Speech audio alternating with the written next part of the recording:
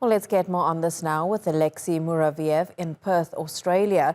He's an associate professor of national security and strategic studies at Curtin University. Alexey, thanks for joining us on TRT World.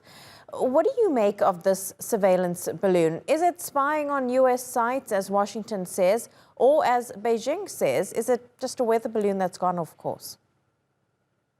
Look, first of all, we need to remember there's been a proven history of aerostats or so-called weather balloons have been used for reconnaissance and spy missions. They were used by the United States during the Cold War against the Soviet Union, as well as Communist China. They were used by other countries as well. So given the fact that it's been used for spy missions in the past, no one can say for sure that this is not a reconnaissance mission. And the only way how to prove it or disprove it is actually to investigate what this balloon is carrying.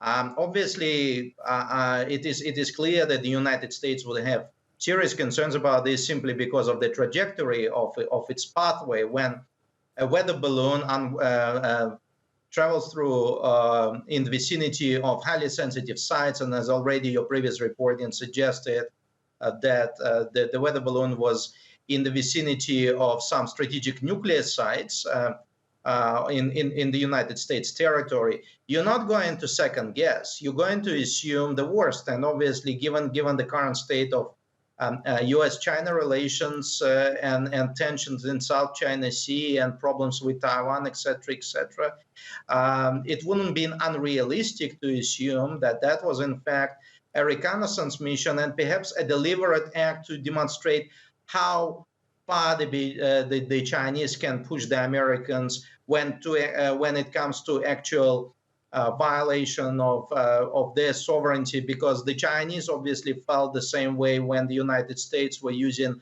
rights of free navigation or rights of free overflight in South China Sea.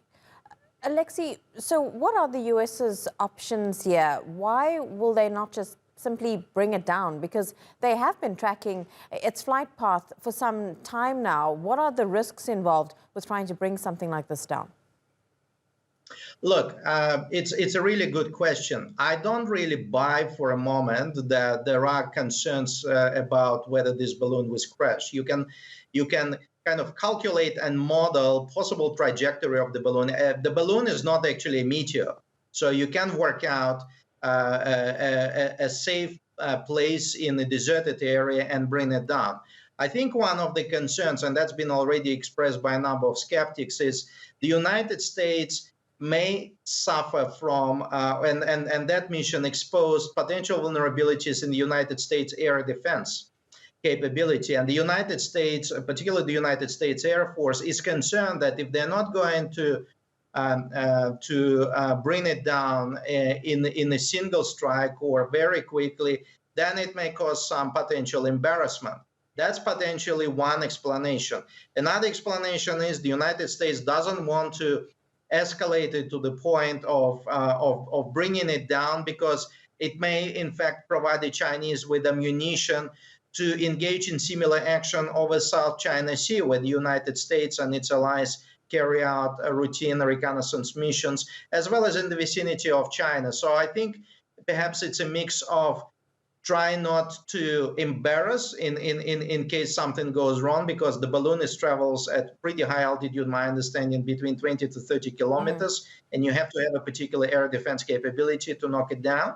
Or also as a part of not providing China with then a follow-up excuse in the future of doing something similar to the United States platforms, or the platforms of the U.S. allies in the Pacific, as a form of justification. Well, you did it to us back on such and such day, and we're just following your pathway.